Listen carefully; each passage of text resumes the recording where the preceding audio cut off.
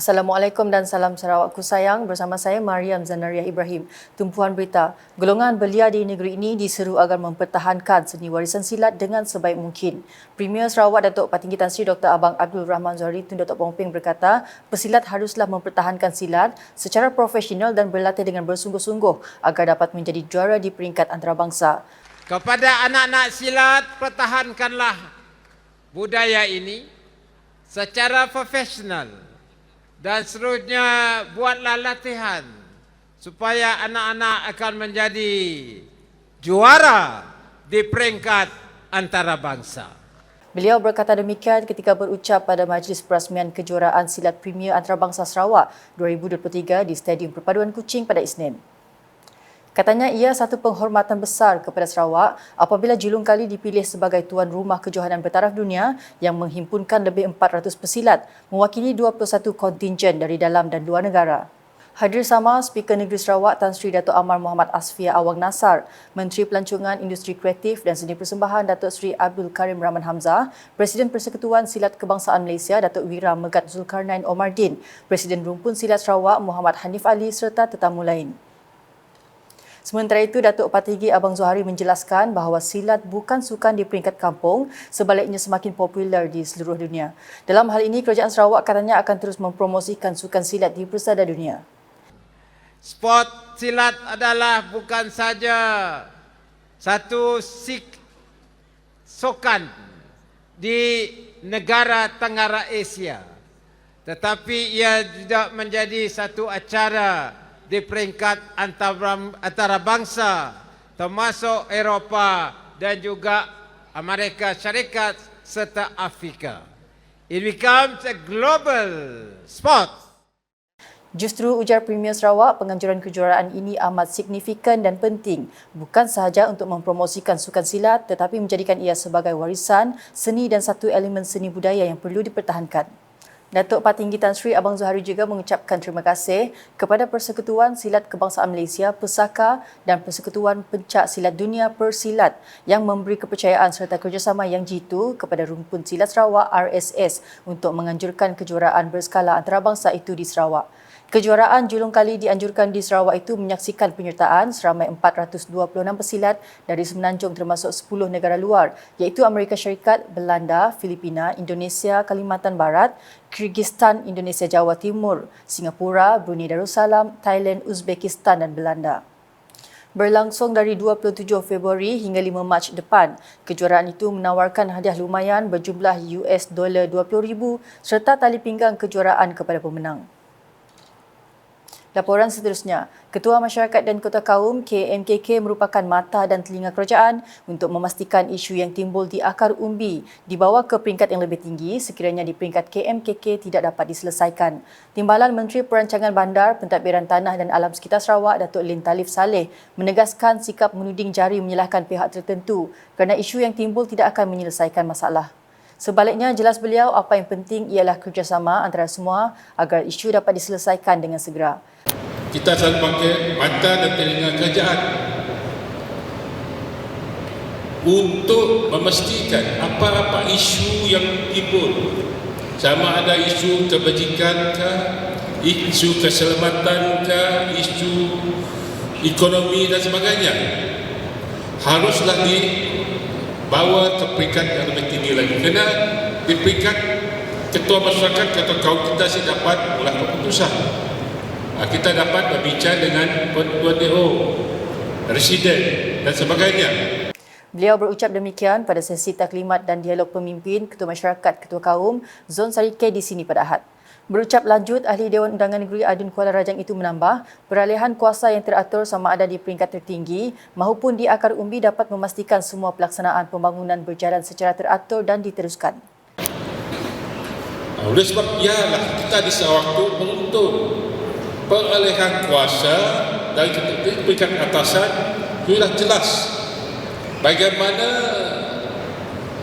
peralihan kuasa ini secara teratur, tersusun dapat diterjemahkan kepada bagaimana kita dapat membangunkan kita begitu, bagaimana polisi yang konsisten. Pada majlis itu, Datuk Lin turut menyampaikan sijil pelantikan kepada beberapa KMKK baru. Seramai 200 orang ketua-ketua masyarakat dan tuai-tuai rumah hadir pada Majlis Taklimat dan Dialog Pemimpin tersebut. Kepaparan di Miri. Pesta Bubuk Miri dapat menjadi salah satu program tahunan dalam kalender pelancongan Bandaraya Miri pada masa hadapan. Menurut Menteri Pelancongan, Industri Kreatif dan Seni Persembahan Sarawak, Datuk Seri Abdul Karim Rahman Hamzah, pesta tersebut merupakan satu aktiviti yang unik, terutamanya untuk kawasan Miri dan mampu meningkatkan ekonomi tempatan. Beliau berkata demikian menerusi teks ucapan dibacakan oleh Timbalan Menteri Pelancongan, Industri Kreatif dan Seni Persembahan Sarawak, Datuk Sebastian Ting Chiu Yu dalam Majlis Perasmian Pesta Bubuk Miri 2023 di Kuala Baram Miri pada Ahad. It is indeed interesting to note that we can showcase quite a number of activities related to catching of bubuk, which is a type of sea produce of small streams which only can be found in abundant along seafronts and notably in Miri in the months of February and March. From bubuk, such tiny streams can turn into producers like belacan, the shrimp paste, cincang lok, the fermented shrimp sauce, the dry shrimp fritters, and now there is another byproduct which I was told called cucuk bubuk. Like the way Menurut Datuk Seri Abdul Karim, aktiviti ini boleh menjadi satu tarikan kepada pengunjung selain penduduk tempatan. Sementara itu, Datuk Seri Abdul Karim turut mencadangkan agar pihak penganjur meneroka kemungkinan menganjurkan Pesta Bubuk Miri pada skala lebih besar di masa akan datang dengan memanfaatkan kawasan Tanjung Batu 1 dan juga kawasan tarikan sungai sekitar Pakalan Lutong. not far from Tanjung Batu 1, Kuala Baram, we can find out there is another riverine attraction located in Pakatang Lutong. Miri City Council had developed the riverine into a beautiful river esplanade few years ago. It has come into my mind that these two areas basically are fishing villages in the past, and the kampong folks are still the fishermen or doing activities related to nearby riverfront or seafront. Therefore, there is a high potential on much to offer to attract the locals as well as the visitors from abroad, perhaps more so from our neighbouring country, Brunei. Jelasnya lanjut, penganjuran semula acara Lumba Rakit Miri di Pangkalan Lutong juga boleh diterokai di mana ia mampu menjadi festival air yang setanding dengan Pesta Benak di Sri Aman dan Pesta Kaul di Mukah pada masa depan. Kepaparan berikut. Penyertaan kawasan Dewan Undangan Negeri Dun Balai Ringin di bawah Greater Kuching Coordinated Development Agency GKCDA bakal memberi manfaat kepada penduduk setempat. Menurut Timbalan Menteri Pelancongan, Industri Kreatif dan Seni Persembahan merangkap adun Balai Ringin, Datuk Snowdan Lawan. Ini adalah susulan daripada sebanyak 40% daripada kawasan berkenaan merupakan sebahagian daripada bahagian Serian. Jelasnya, sebelum ini GKCDA hanya melibatkan 9 konstituensi yang terletak di bahagian Kuching dan Serian bermula dari Tanjung Datu, Opar, Tasik Biru, Serembu, Mambong, Tarat, Tebedu, Bukit Simuja dan Kedup.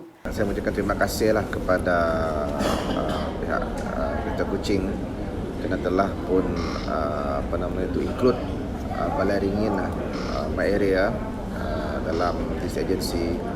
I think kalau kita melihat dari segi boundary dia administratively memang kawasan saya yang under the sub-district of Balai Ringin yang mempunyai 100 kampung memanglah di dalam kawasan Serian sebenarnya, dalam bahagian Serian. Ya, Serian Division. Saya dipahamkan just to the chronology lah. Apabila Greater Kuching ini diluluskan last September, 29 September 2022 waktu kabinet meeting, I was not there lah. I was not present because saya di overseas at the time di luar negara. And sekiranya if I was there, then I would have comment on this one, then I think probably it would have been included sebenarnya. Beliau berkata demikian dalam sidang media selepas Majlis Perasmian GKCDA Main Lab on Greater Kuching Development Strategy 2030 di Kuching pada Isnin. Datuk Snowdan menambah, keputusan untuk memasukkan sebahagian kawasan Balai Ringin berkenaan telah dipersetujui semasa mesyuarat Kabinet baru-baru ini. Terdahulu, Menteri Pendidikan, Inovasi dan Pembangunan Bakat Sarawak merangkap pengerusi GKCDA, Datuk Roland Saga Wiin memberitahu Datuk Snowden dan Ketua-Ketua Masyarakat Daerah Balai Ringin telah memohon sebahagian daripada kawasan Balai Ringin dimasukkan ke dalam GKCDA, memandangkan daerah tersebut berada dalam bahagian Serian. Berucap dalam teks ucapan dibaca oleh Timbalan Menteri Industri Makanan, Komoditi dan Pembangunan Wilayah Sarawak Martin Ben, beliau amat mengalu-alukan kawasan Balai Ringin disenaraikan di bawah GKCDA. I have no qualms about this and welcome them.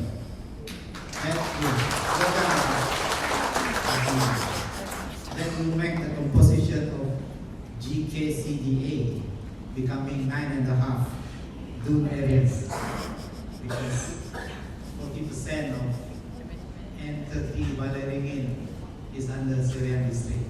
The rest is under Seriaman, which is under Southern Development Agency. As part of N30 Balai Ringin comes under Seriaman Division, I urge Yang Berhormat Datuk Snowden to also request for this remaining part of the constituency to be included into SADA. As the areas covered by GKCDA gets bigger, hopefully we can get more fund that could be allocated to Greater Kuching. Manakala di Mukah, pengagihan Geran Projek Kecil Luar Bandar MRP bagi kawasan Parlimen Selangau diteruskan kepada 19 lagi penerima dengan jumlah keseluruhan geran sebanyak RM120,000. Ahli Dewan Negara Senator Datuk Dr. Nuing Jeluing hadir bagi menyerahkan geran tersebut kepada para penerima dalam majlis ringkas di Mukah pada Ahad. Beliau ketika berucap menyeru agar geran tersebut dimanfaatkan sebaiknya untuk memperkasakan kawasan masing-masing.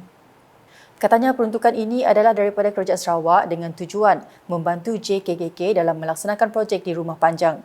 Penerima geran tersebut terdiri daripada Jawatankuasa Kemajuan dan Keselamatan Kampung JKKK Rumah Panjang dari sekitar kawasan Lubuk Bukut, Sungai Duan, Bukit Dinding, Bawan, Mukah dan juga Sungai Anu Selangau.